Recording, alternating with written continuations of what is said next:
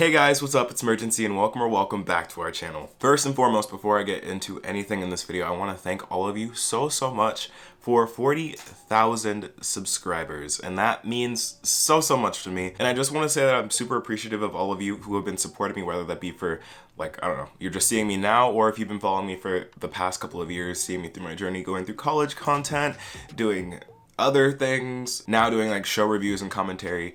I just really want to say from the bottom of my heart, thank you so much, and we are nowhere from stopping. If anything, we're just speeding up, so make sure that if you are new to hit that subscribe button to come along for the journey. And yeah, thank you so much. Let's get into the video. Today we're talking about another show actually that y'all recommended to me called Blood and Water. And when I first heard about this, I actually did not really know what to think. A lot of y'all were saying that I should watch it because I did make a comment in my last video talking about Grand Army about like Dom's friend group and how they're just like a wholesome black friend group where the focus of their friend group isn't about them being black or going through like the black trauma that a lot of characters in other shows go through. And I'm just gonna say right off the bat, this was one of y'all's better recommendations. I kind of enjoyed this. I do have things I do want to break down as I usually do. So like always, we're gonna go into some of the background of the show to catch y'all up to speed if you haven't seen it. And then we're really gonna get into breaking down why this show does what it does so well. And then as we do with all videos, we're gonna get into the good, the bad, and the nitpicks, because I got quite a few for this show.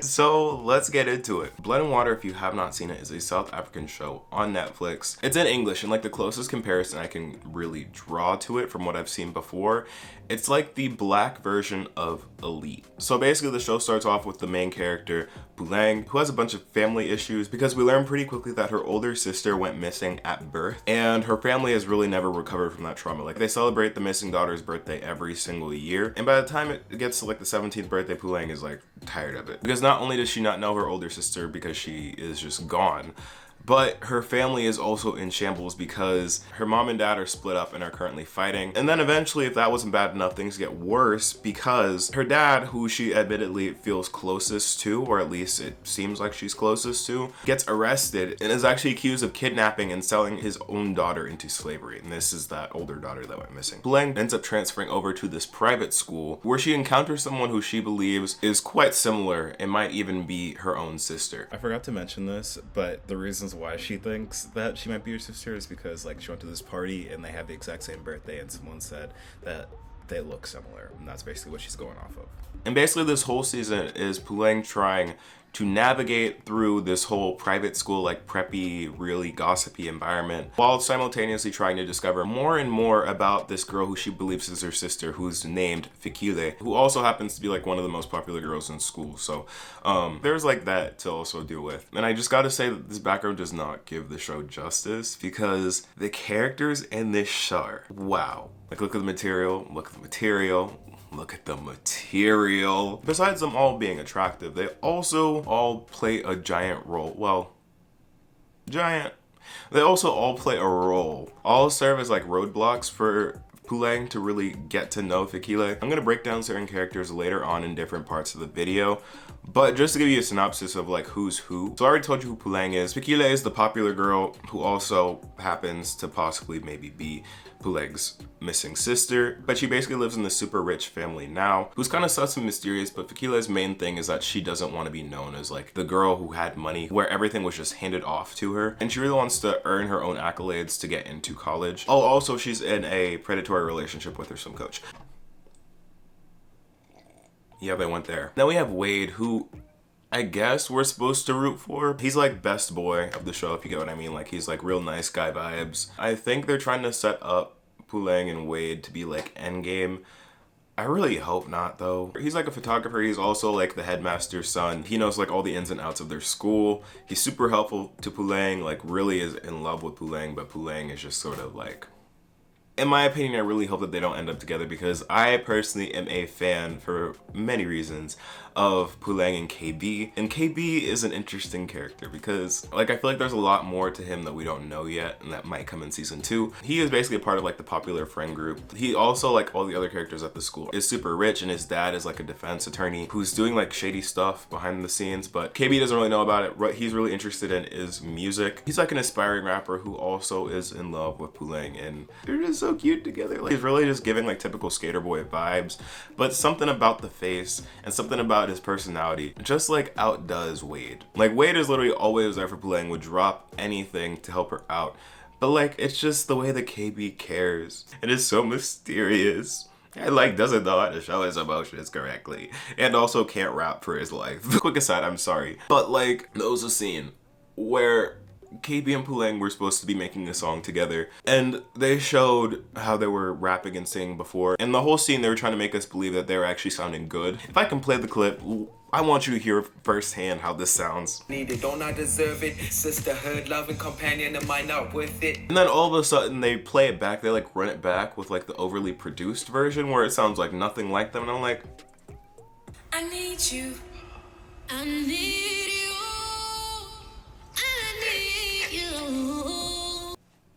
that's not, what kind of witchcraft were you doing in the studio where you ended up sounding like that? I actually think that both of them actually have like singing careers, like in real life, like they're actors. The last character that I'm gonna give a quick synopsis for is Wendy. And for me, Wendy is like the Layla from Grand Army of this show. She just really is like a hater. She's like one of those girls who's like not popular, but like constantly hates on the popular kids. And while I get it, like popular kids suck generally in high school, but like it just seems so unwarranted because in this show we're supposed to be on the side of Kuleng and all of them, but Wendy just constantly makes things so much more difficult. Whenever things are going well, she always just pops up and stirs the pot, making everything so much more difficult than it needs to be. And like, she does this thing where she tries to be like fake woke, where she's like really about the people. Like, I get it when you're coming from a place of privilege and want to speak on things and use like your platform and your privilege to like help on these different causes. What she's doing is she's like pretending to be a part of the group of people that she's speaking on when she is not, which comes across as like really tone deaf and really performative. And she actually gets called out on this in the show, and to that I was like,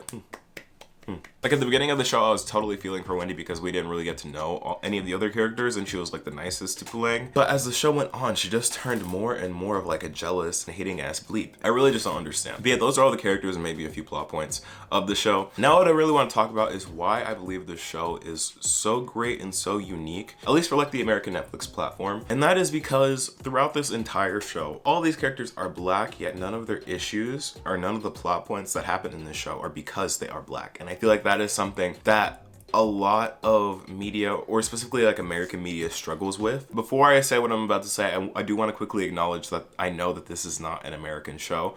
So really putting it in the context of like American race doesn't really make a bunch of sense. But I do think this is a good example of how shows should portray black people, especially in shows where you have like a black lead or like a black main cast. So when I talk about the show and I talk about race, yes, I know that this is not meant to like represent like the American standard. Like, I know.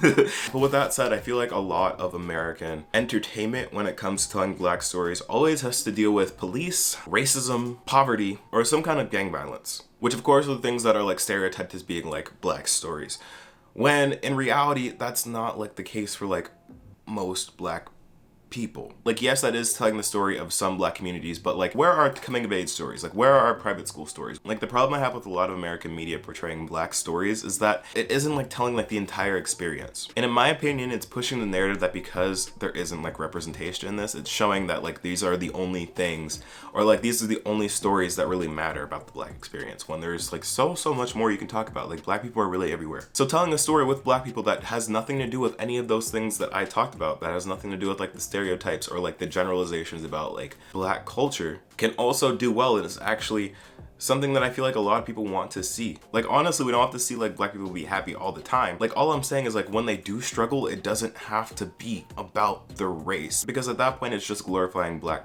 trauma. Like, how many Get Outs, how many of them, like how many shows do we really need that just talk about black people suffering? Like, I'm not saying it's not important to highlight these stories and talk about these things, but at the same time, as a black person, it gets tiring just to see like the only time you're represented in media where like a show is about you getting incarcerated or you getting killed. Where are our happy stories? Where are our love stories? Where are our stories where we're just growing old and being happy? You know? Like, honestly, if you look up Netflix's top black movies and shows, most of them are about trauma at some point in time. I feel like that's reflective of the time that we're living in and like the historical implications of being black in America. But like at the same time, I feel like we can allow ourselves to have more range about the stories that we talk about. And that's one thing that I really enjoyed about Blood and Water is that yes, each of the characters have their own issues and the topics get really deep at times, but these are all issues that could happen to anybody. Like these are like private school issues or like school issues. They aren't specifically like Black people issues, which is something that I found really refreshing and that I think should be more normalized and more popular in like American entertainment. Oof. Okay, that was a lot. I have very strong opinions about that. With that said, I now want to get into the things that I feel like the show also did particularly well. I touched on this a little bit before, but like the characters for one, both for their acting and then also like how they look. Like everyone in this show is pretty. I've never seen two pretty best friends, but I've seen an entire pretty cast and it is on this show.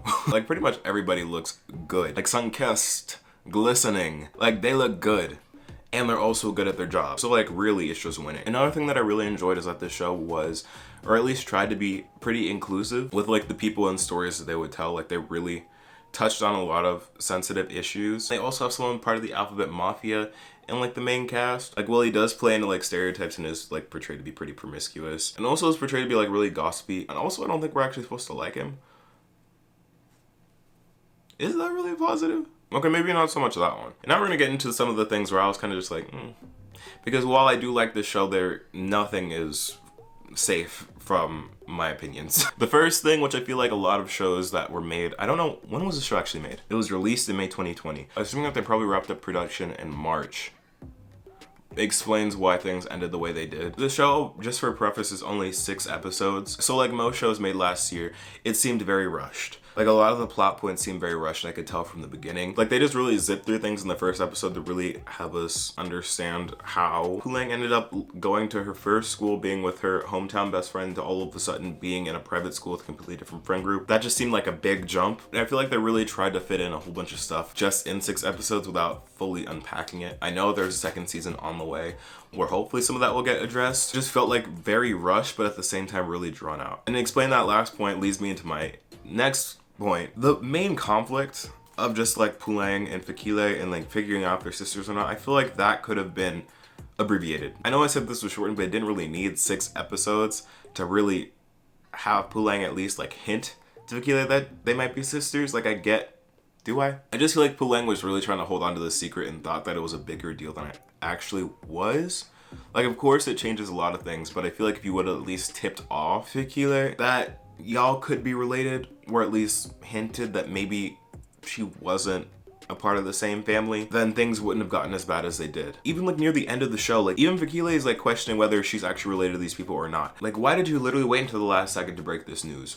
And why didn't you tell anybody else? Like that just really didn't make sense to me. Like, okay, maybe that would have changed things up, changed the dynamic or like caused more issues, but would it have caused more issues than what had already happened? Because I feel like because Kuleng was keeping this secret, that she really took out her frustration and what she was storing inside herself on literally everyone else around her. Like the amount of times that the two would just fight with each other and hate each other, go on and off with each other just because no one had any form of communication, and that they both be so sneaky. Like I get like this is a private high school, but like why are y'all so sneaky? Like all of their hits are just below the belt. Like the first fight between the two was not any of their faults. That was Wendy, and it's already like Wendy for being jealous and like manipulating the situation, but like that could have been easily explained and talked out. But then Fakile is like, you know what, you made me lose my chance at head girl, so let me talk about your criminal dad. And then after that, Kuleng's like, you know what, you talked about my family, let me talk about your secret affair. It just keeps getting lower and lower and lower when y'all could have really just talked this out, or at least had some kind of conversation, or at least, you know, here's this for an idea. If y'all made up, and one of y'all know that before y'all made up, you did one snaky move because y'all were under the assumption that y'all were not good, at least give each other a heads up so they can prepare or work on it together. Like, oh shoot, yeah, we can be friends now, but just so you know, right before you told me this, I did do some sneaky shit. So just so you know, this is coming out. Let me prepare you for this. Like we can handle this together. No, what do? You keep it a secret. Like there's so many secrets, unnecessary secrets in this show that really just annoy me because they try and make everything such a bigger deal than it really needs to be.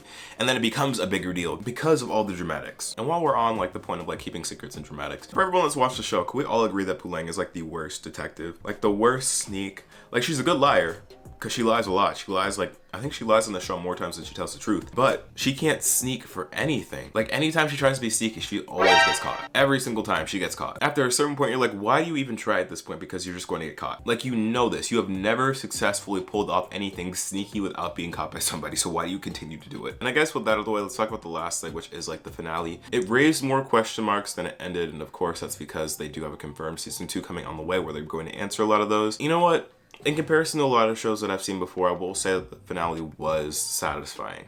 Like, I got what I needed out of the finale. Like, there are still a lot of things that you do have questions on, but they're not questions where, like, you feel like you're never gonna get answers to them, and it felt like unfinished. It felt like cliffhangery. And to end off with the scene that they end off on where Fakila and Kuleng actually have their full conversation and the truth comes out, well, I feel like while that should have been earlier in the show and they should have taken that a different direction, with the direction that they're going, I feel like it made sense and that it was a decent way to end. So overall, I'd give it a decent finale episode. And with that, I feel like that is all I have to say about this show, you guys. I highly recommend, if you haven't seen it already, that you do give it a watch because it is a pretty good show, especially if you have nothing else to do, like school is ending soon. Get to it. It's only 6 episodes. I actually started and finished it all in one day. So it's really a quick watch. But thank y'all so much for watching. If you are new to the channel, then hit that subscribe button and leave a like on this video because it helps out a ton. And make sure you comment down below what show I should watch next, and I might just make a video on it. If you want to keep up with me, you can follow me on all of my social medias at Imurgency. And if seeing my face once a week on YouTube is not enough, I do go live on Twitch 3 times a week on Monday, Wednesday, and Friday over at twitch.tv/Imurgency. And you can also hang out and get to know this community more